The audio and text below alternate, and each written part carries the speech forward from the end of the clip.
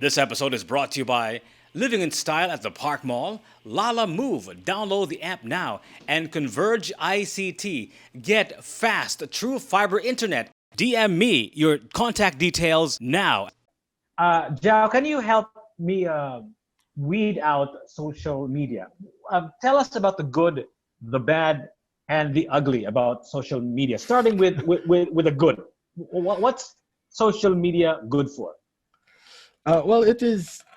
There's this the internet was meant to be like this thing that was the great democratization of information, and in a lot of ways that's kind of what social media is, right? It's sort of giving a voice to the voiceless. Those without platforms now have a platform to express, what it is they think, what it is they feel. So there is that is a good thing. Like I mentioned, I didn't grow up in Cebu. I have a lot of friends that aren't from here, and when it comes to at least the social networking part of social media, it means I get to keep in touch with my friends that aren't from here. So that's something good. It's sort of made the world a much smaller place, and it's made us a lot more aware of what else is out there. In as far as people go, right? Oh, this sort of person exists. Another good thing that's come from social media is this idea of it being easier to find somebody that is like you, right? So you have like-minded people coming together within the bubble of social media.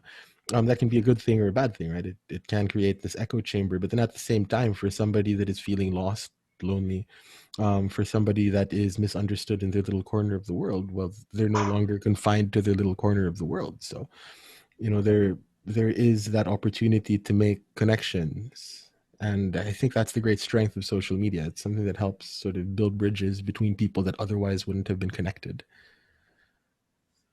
So social media has given a voice to the voiceless.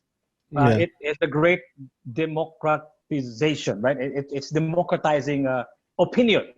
But Yeah. there are some people who should not have their opinion.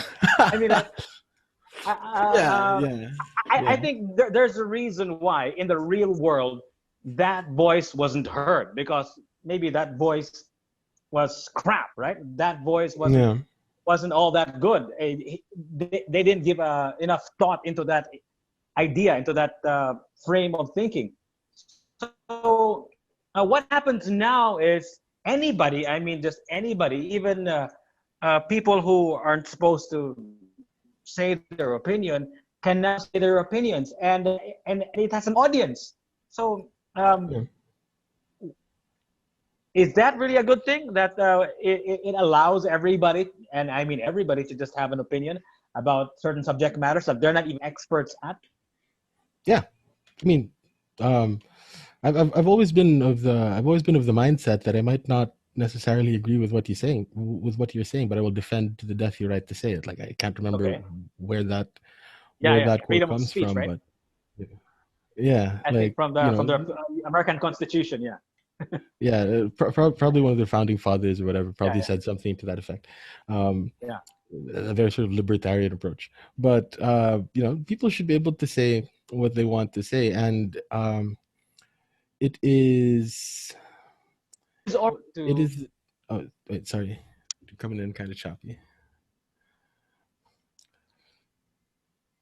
You, um, but when it comes to the reception of that information, well, it falls on the part of the person receiving to either accept or reject, right?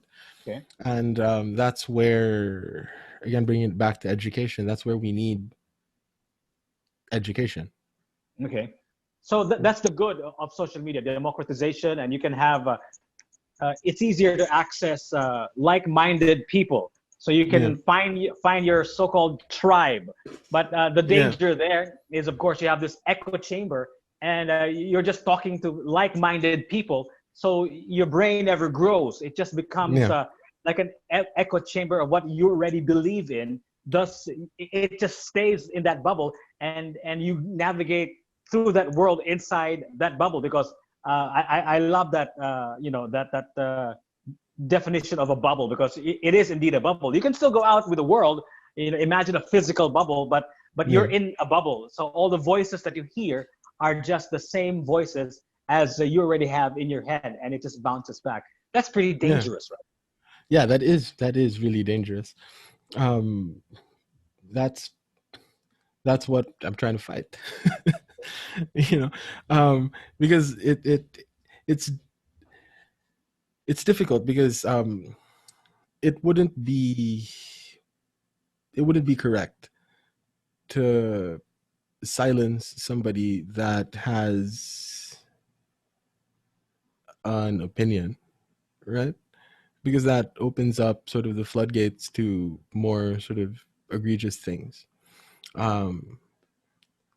But at the same time, sometimes these most fringe of voices are the ones that are like the loudest. So what do we have to do? We're not going to silence them, because that's exactly what we're trying to fight against. The best that we can do is try to make sure that people that are listening reject ideas that aren't good, that aren't helpful, that aren't truthful, right? So I guess a lot of that comes from, aside from the parents, from people like you, right? To teach I hope. to teach the people how to process information and just accept things, because that's what everybody believes in, because that's what everybody thinks is right, and therefore that's the world. Period. I mean, Yeah. that is very difficult. Yeah, it is. And there's it's doubly difficult for, well, it's actually, it's quite difficult, right? As a parent, and, well, as a teacher. The idea is we don't want to encourage in our kids the idea of, we just simply accept all that there is. But then it's kind of hard when we ourselves are sort of imposing that upon them, right? Like that's paradox or whatever that I'm kind of having difficulty dealing with, right? Like, Yeah. I'm trying to tell you that not everything you hear is necessarily true. So But what's stopping you from rejecting everything that I say, right? That's that's the difficulty there. yeah, it's kind of difficult. Yeah, I know the kind of kind of conundrum that you have. You can't tell them not to believe in everything that you read, except for mine, because that'd be weird, right? Yeah, and that's that also leads to, like, really dangerous ideas, like, no, that leads to very dangerous behavior, where you simply just accept everything that comes from some sort of higher authority without having to stop and think about it, right? Like, if the government were to tell you something, you stop and think about what it is the government is trying to tell you, right?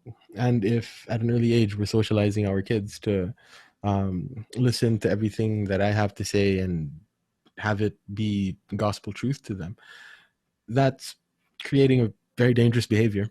But then at the same time, we kind of have to, right? So I don't know the way out of it. I know. That's why I'm talking to people like you, because I also don't know the way out of it. But maybe you can take us to the dark, the ugly side of the internet. What's the bad, the ugly side of social media? Well, it's when you. I would think it's when this bubble is taken a little too far, right? And take that in combination with what we were talking about earlier, how there is no human connection, right? It's it felt weird seeing you after so many years and not giving you a handshake, right? Like, Yeah. we are a step removed from each other's humanity, and and there is that danger of sort of treating somebody as not being human when you can't identify that person's humanity, or you can't readily see the person's humanity on the other side of that screen. Mm-hmm. And so when you have this echo chamber of ideas that further radicalize people to one side or the other, and they're confronted with somebody that isn't presented as human, disagreeing with them, it becomes very easy to fall into sort of fall into the trap of, well, Groupthink, right? Groupthink, like, yeah, and how that groupthink is expressed, right? that's pretty dangerous, because I know that a lot of terrorist organizations are going online to recruit members, because, like you said, it is so easy to think within a bubble, and you have no dissenting opinion, dissenting ideas, different radical ideas are hatched because of this bubble think. How do you protect your children, or anybody for that matter, not just children? There are a lot of impressionable people out there, adults, who fall victim with these groups. How do you protect yourself? Especially how do you teach children how to protect themselves from becoming radicals? Just repetition. What's that? Repetition. Repetition. There's something to be said about repetition. Just remind them, slow down. Okay. Right? Slow down. When you're presented with information, slow down, think about it, stop, that sort of thing, and try to instill that as a habit by having them go through the process of slowing down And taking a breath, right? Yeah. So, but then, like I said, no, it's difficult for me to actually do that, but it's easy to remind them, and it's easy to have it kind of implied in, say, the way we set up a schedule, that there is protected time for a break, and you have to take that break. So that's just sort of developing the habit of reflection. Deliver possibilities faster in Cebu with Lala Move. Let's move forward to the new normal by delivering your business or personal needs in just 55 minutes. Deliver small or big items with our motorcycles starting at 60 pesos, or four-wheel MPVs and light trucks starting at 250 pesos. Download the app now from Apple App Store or Google Play Store. Lala Move. Deliver faster.